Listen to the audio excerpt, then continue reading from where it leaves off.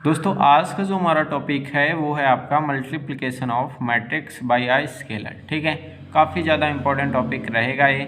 यहाँ से आपके एग्जाम में क्वेश्चन देखने को मिलेंगे। ठीक है, चलिए फिर स्टार्ट करते हैं। तो अगर आप चैनल पर नए हो तो सब्सक्राइब करके बेल आइकन को ज़रूर प्रेस करें और वीडियो को लाइक करके ज़्यादा से ज़्यादा शेयर करें। ठीक है, चलिए स्टार्ट करते हैं। देखो यहाँ पे डिफिनेशन दिया गया है, डिफिनेशन देख लेते हैं क्या होता है। The simultaneous multiplication of all the elements of a given matrix by a scalar is called the scalar multiplication। ठीक है, इसका मतलब ये हुआ कि आपको अगर एक कोई मैट्रिक्स दिया जाए और उसको हम किसी स्केलर से मल्टीप्लाई करें तो वो उसके ऑल एलिमेंट्स में मल्टीप्लाई करता है। ठीक है, इसको हम आगे डीप में समझेंगे, आपको आसानी से समझ में आ जाएगा। ठीक है, अगर आपको डिफिनेशन समझ में नहीं आई तो कोई बात नहीं, आपको आगे इसको समझ में आ जाएगा। इसको हम सिंबल की फॉर्म में अगर लिखें तो ये हो जाएगा, मान लीजिए आपको एक मैट्रिक्स दी गई है ए आई जे एम क्रॉस एन की, और एक आपको स्केलर दिया गया है लैम्डा। ठीक है, लैम्डा आपका रियल भी हो सकता है और कॉम्प्लेक्स भी हो सकता है, कुछ भी हो सकता है। ठीक है, तो आपका जो स्केलर मल्टीप्लिकेशन होगा लैम्डा से, अगर हम मल्टीप्लाई करते हैं किसी मैट्रिक्स को तो वो जो लैम्डा है उसके ऑल एलिमेंट्स को मल्टीप्लाई करेगा। ठीक है, वो आपका लैम्डा ए आई जे को मल्टीप्लाई करेगा फॉर ऑल आई एंड जे। ठीक है, मतलब उसके सभी एलिमेंट्स को अलग अलग मल्टीप्लाई करेगा। ये चीज़ें आपको समझ में आई या नहीं? ठीक है, चलिए अगर आई है तो ठीक है, नहीं हम आपको एग्जाम्पल के थ्रू समझाएंगे तो ये आपको अच्छे से समझ में आ जाएगा। यहाँ पे आप एक मैट्रिक्स ले लेते हैं, मान लेते हैं पहले हम 2 क्रॉस 2 की लेते हैं। 2 हो गया, 3 हो गया, -1 हो गया एंड 0 हो गया। ठीक है, और आपका एक स्केलर मान लेते हैं 5। तो आपसे पूछा जाए कि आप बताओ 5a क्या होगा। ठीक है, यहाँ पे ये मैट्रिक्स है, ये आपका स्केलर है, तो यहाँ पे ये जो हो जाएगा ये आपका हो जाएगा हर एक एलिमेंट को मल्टीप्लाई करेगा, तो 2 गुणे 5, ये हो जाएगा 3 गुणे 5, और ये हो जाएगा -1 गुणे 5, और ये हो जाएगा 0 गुणे 5। जब इसको और सिंप्लीफाई करोगे तो ये आपका मैट्रिक्स जो हो जाएगा 10 -5 15 एंड 0। तो आपका जो मैट्रिक्स ए था इसको हमने अगर स्केलर 5 से मल्टीप्लाई किया तो ये आपका मैट्रिक्स कुछ इस प्रकार से चेंज होगा, और ये जो आपको मिला है यही कहलाएगा स्केलर मल्टीप्लिकेशन। ठीक है, ये आपका जो 5a मिला है ये आपका स्केलर मल्टीप्लिकेशन होता है। चीज़ें समझ में आई कि नहीं आई? चलिए अगर नहीं आई तो मैं एक और एग्जांपल ले लेता हूँ। यहाँ पे हम बना लेते हैं एक 2 क्रॉस 3 के मैट्रिक्स। यहाँ पे साइज मैटर नहीं करता, मैट्रिक्स की साइज आपकी कुछ भी हो। ठीक है, तो यहाँ पे हम क्या करेंगे, एक 2 क्रॉस 3 का मैट्रिक्स बनाएंगे। 2 0 -1 एंड -5 2 एंड 3। ठीक है, ये हमने क्या किया, एक 2 क्रॉस 3 का मैट्रिक्स बनाया और इसको हमने स्केलर, एक स्केलर है -2 कर लेते हैं, इससे मल्टीप्लाई किया। ठीक है, तो ये आपका क्या हो जाएगा -2a, ये आपका हर एक एलिमेंट को मल्टीप्लाई करेगा, तो 2 इंटू -2, 0 इंटू -2 और -1 इंटू -2। ठीक, नीचे वाली रो में हम करेंगे तो -5 इंटू -2, ये हो जाएगा 2 इंटू -2, और ये हो जाएगा 3 इंटू -2। ठीक है, जब आप इसको और सिंप्लीफाई करोगे तो -2a जो होगा वो आपको मिल जाएगा -4 0 2 -6 -4 और यहाँ पे 10। तो आपका जो स्केलर मल्टीप्लिकेशन आएगा वो आपको ये मिल जाएगा। ठीक है, तो अगर हम किसी भी मैट्रिक्स को किसी भी स्केलर से गुणा करते हैं, मल्टीप्लाई करते हैं, तो वो उसके हर एक एलिमेंट को अलग अलग मल्टीप्लाई करेगा। ये कहलाता है आपका स्केलर मल्टीप्लिकेशन। ठीक है, यहाँ तक चीज़ें क्लियर हुई? चलिए अब यहाँ पे एक और चीज़ आती है, यहाँ पे नेगेटिव ऑफ मैट्रिक्स।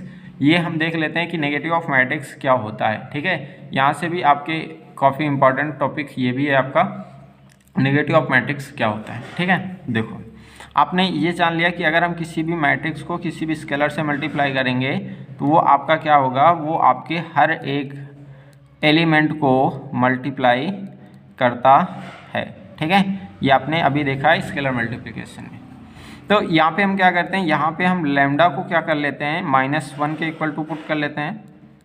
लैम्डा जो होगा वो -1 के इक्वल पुट करते हैं, तो ये हो जाएगा -1, और इधर आपका हो जाएगा -1 ए आई जे, ये आपका मैट्रिक्स का साइज वही रहेगा, नो चेंज रहेगा। ठीक है, देखो -1 जो है वो क्या है, आपका रियल नंबर है, तो आपका लैम्डा स्केलर जो होता है वो रियल और कॉम्प्लेक्स दोनों हो सकता है, तो हमने यहाँ पे रियल नंबर लिया -1, तो ये आपका हो जाएगा माइनस का ए, और इधर जो आपका हो जाएगा वो आपका हो जाएगा माइनस का ए आई जे एम क्रॉस एन। तो ये जो आपका आता है -a, ठीक है, ये जो आता है -a, इसी को कहते हैं नेगेटिव ऑफ अ मैट्रिक्स। अगर हम किसी भी मैट्रिक्स को माइनस से मल्टीप्लाई करेंगे तो हर एक एलिमेंट को भी माइनस से मल्टीप्लाई करेगा। माइनस का मतलब ये हुआ कि हम -1 से मल्टीप्लाई कर रहे हैं, और हर एक एलिमेंट को -1 से मल्टीप्लाई करने पर उस मैट्रिक्स का नेगेटिव मिल जाता है। ठीक है, मान लीजिए आपको एक मैट्रिक्स दे दिया जाए, मान लेते हैं आपको ए दे दिया गया 2 क्रॉस 2 का, यहाँ पे है ए बी सी और माइनस का डी। अब आपसे कहा जाए कि इसका आप नेगेटिव मैट्रिक्स बताओ, तो नेगेटिव मैट्रिक्स जो होगा आपका वो हो जाएगा माइनस से हर एक एलिमेंट को मल्टीप्लाई करेंगे तो माइनस का ए, माइनस का बी, माइनस का सी एंड माइनस माइनस प्लस, तो यहाँ पे डी हो जाएगा। ठीक है, तो माइनस जो नेगेटिव मैट्रिक्स ऑफ ए होगा ये आपका इस प्रकार से चेंज हो जाएगा, हर एक एलिमेंट को -1 से मल्टीप्लाई कर देंगे।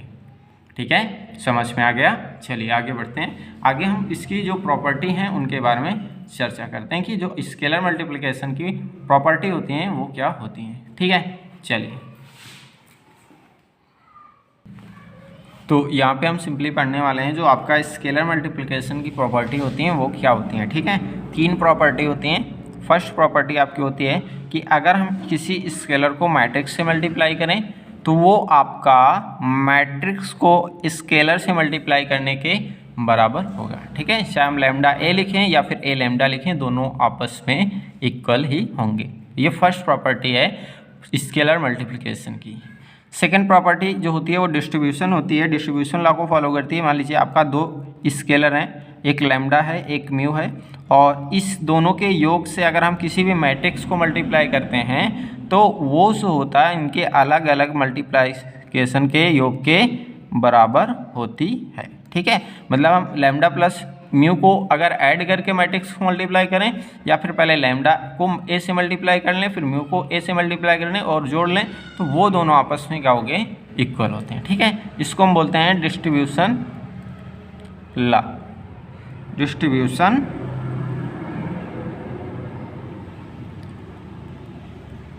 लॉ। ठीक है, ये हो जाएगा आपका डिस्ट्रीब्यूटिव लॉ।